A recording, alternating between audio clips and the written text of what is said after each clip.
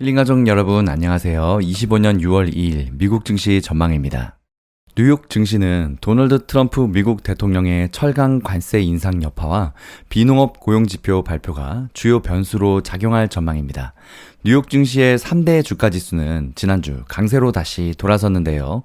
S&P 500 지수는 1.88%, 나스닥 종합지수는 2.01% 올랐고 다우지수도 1.6% 상승했습니다. 하지만 주간 기준으로 상승했음에도 불구하고 상승세의 질은 불안했는데요. 4월 저점부터 단기에 급반등했고 관세 불확실성이 여전한 만큼 차익 실현에 나서려는 욕구도 강해진 상황입니다. 미국과 중국의 분위기도 다시 험악해졌습니다.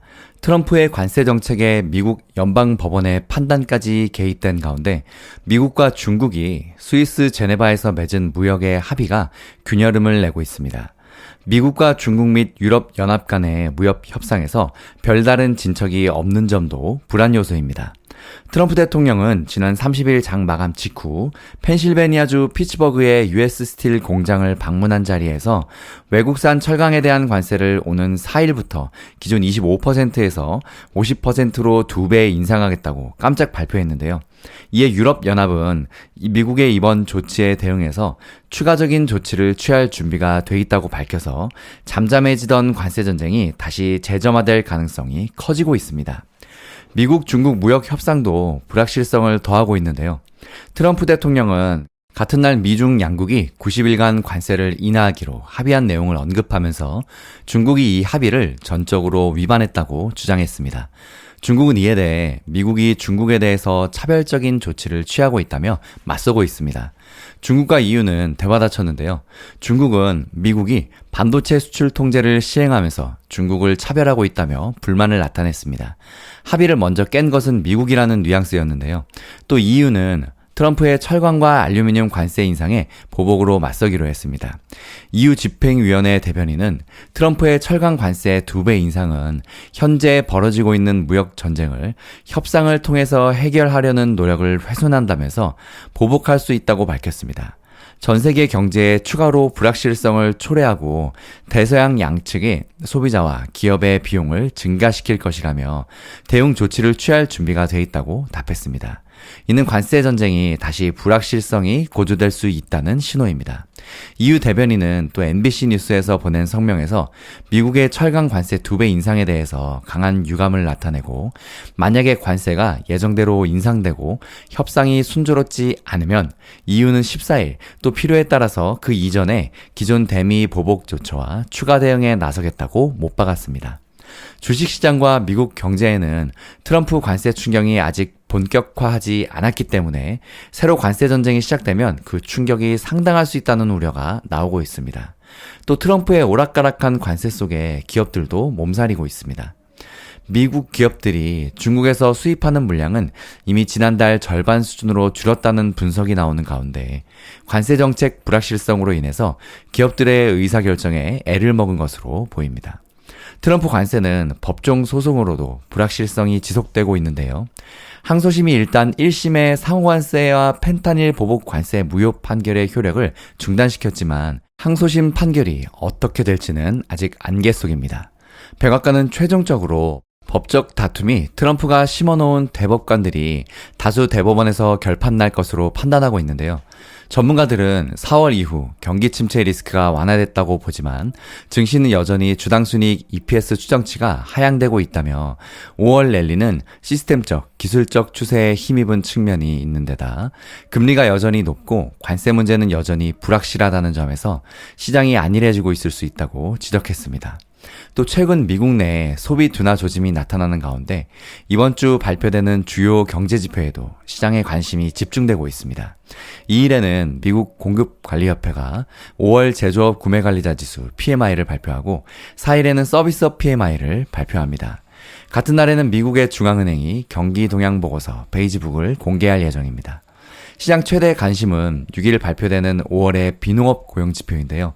팩트셋에 따르면 5월에는 약 12만 5천 개의 신규 일자리가 창출될 것으로 예상했습니다.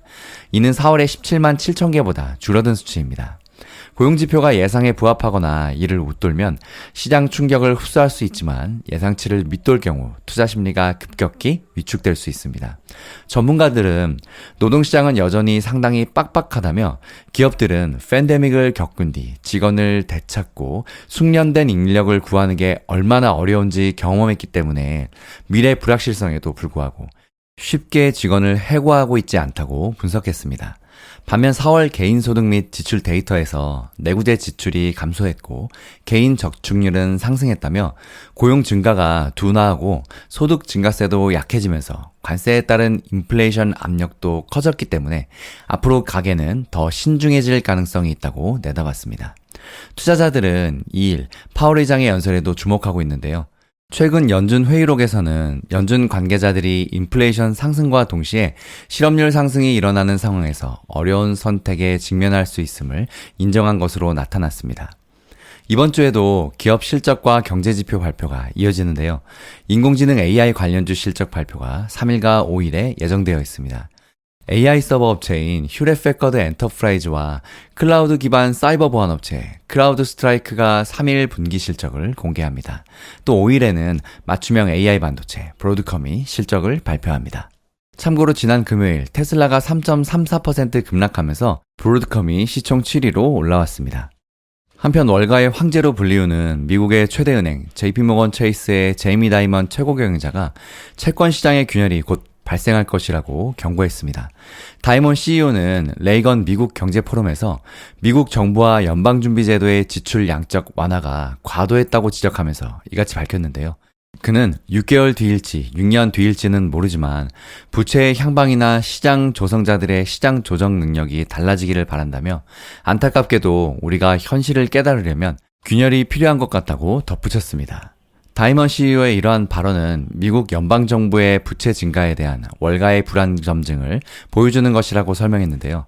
다이먼 CEO는 규제기관에서 일하는 동료들에게 이런 식으로 얘기한다며 미리 말하는데 정말 균형이 발생하게 될 것이다. 그러면 여러분은 완전히 패닉에 빠지겠지만 나는 아니다. 우리는 괜찮다.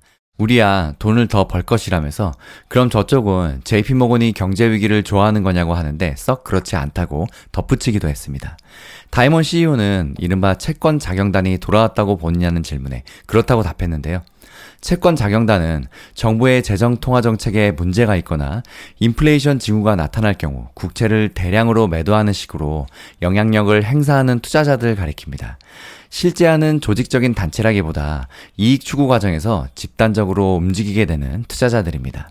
CNN은 다이먼 CEO가 같은 포럼에서 미국과 중국의 무역 전쟁과 관련해서 내부의 적을 강조했다고 보도했습니다. 그는 잠재적인 적대 세력인 중국은 잘하는 부분도 있고 문제가 있는 부분도 있다. 그렇지만 내가 정말 걱정하는 것은 우리다. 우리가 힘을 모을 수 있을까? 우리의 가치와 능력, 운영 능력을 합칠 수 있을까? 라고 의문을 제기했습니다.